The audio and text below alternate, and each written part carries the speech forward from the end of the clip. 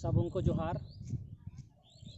मैं विनोद भगत सरना आदिवासी पर्व त्यौहार यूट्यूब चैनल में आप सभी का स्वागत करते हैं।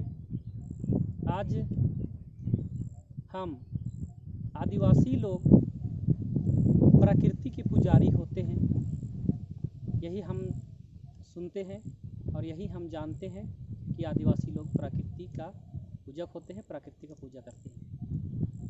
और लोग कहते हैं कि प्रकृति से आदिवासी लोग जुड़े होते हैं, प्रकृति की रक्षा सुरक्षा में ध्यान देते हैं। तो मैं उसी कड़ी में एक चर्चा पर आने वाला हूँ और आदिवासी लोग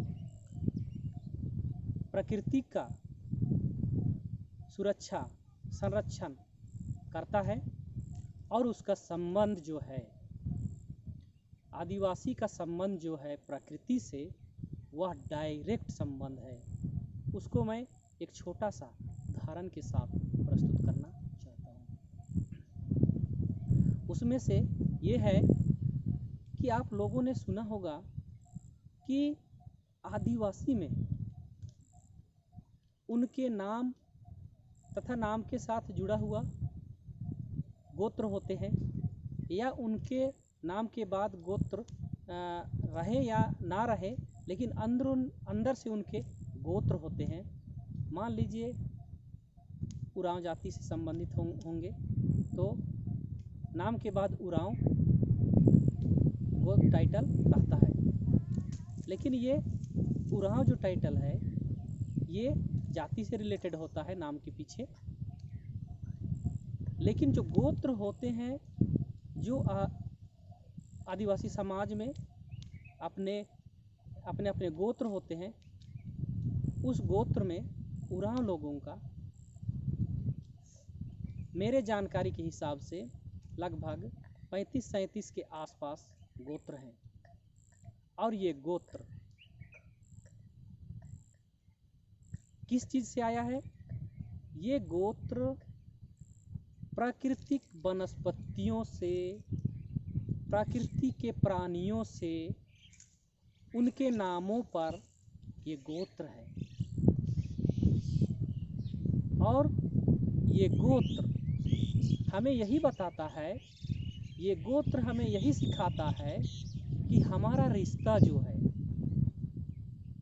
प्रकृति से है और प्रकृति से डायरेक्ट रिश्ता है मेरा। यही सिखाता है, यही बतलाता है ये गोत्र। जैसे कि हम सुनते हैं कि विनोद तिर्की, मनोज टोप्पो या फलाना खलखो, फलाना कच्छप, ये जितने गोत्र आ रहे हैं, ये गोत्र किसी और के नहीं हैं, जहाँ तहाँ से लिए हुए नहीं हैं।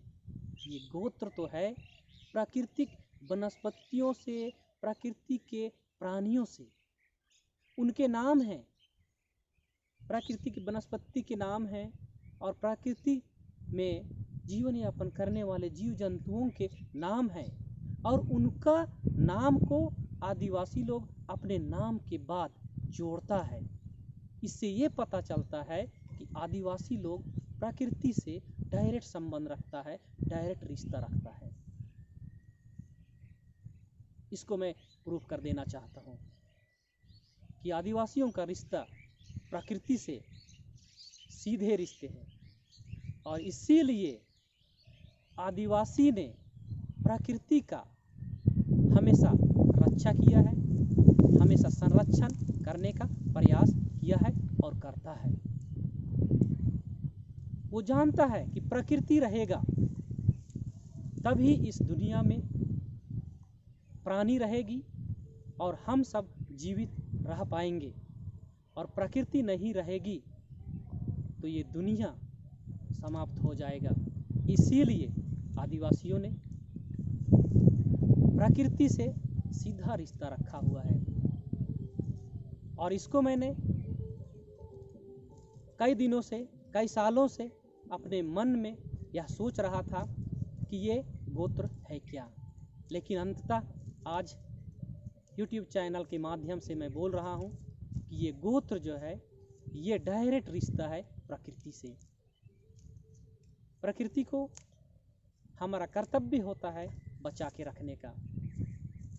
और जैसे कि उदाहरण के लिए हम बोल रहे हैं कि नाम के बाद जैसे मनोज लकड़ा या मंगरा लकड़ा या उधवा लकड़ा। लकड़ा क्या चीज़ है?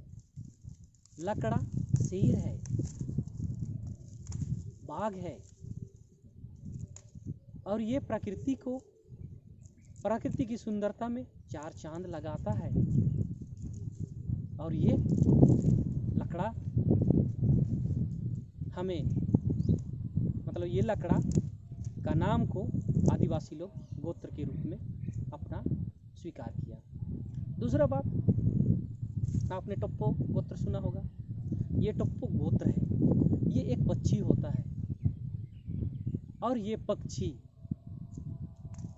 का नाम टप्पो है और उस टप्पो को अपने नाम के बाद आदिवासी लोग जोड़ता है। कोई एक्का है, कोई खलखो है, कोई तिरकी है। तो जो अपना गोत्र है और वनस्पति या प्राणी का ये नाम है, और जो भी नाम किसी परिवार किसी आदिवासी के नाम के पीछे आता है उसका डायरेक्ट उसका संरक्षण करने का मतलब ये अधिकार है या डायरेक्ट वो उसका संरक्षण करता है।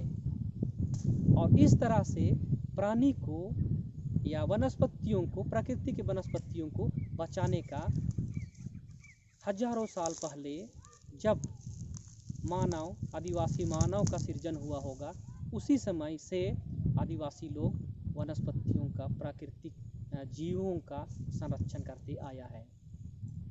और इसीलिए हम प्रकृति के बहुत नज़दीक हैं।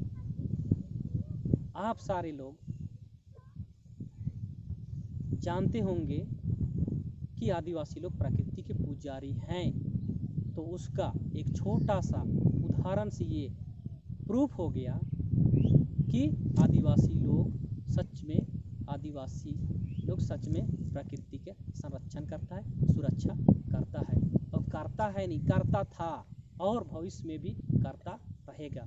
प्रकृति की किसी भी चीज़ों को बेवजह का हनन नहीं करता है आदिवासी लोग।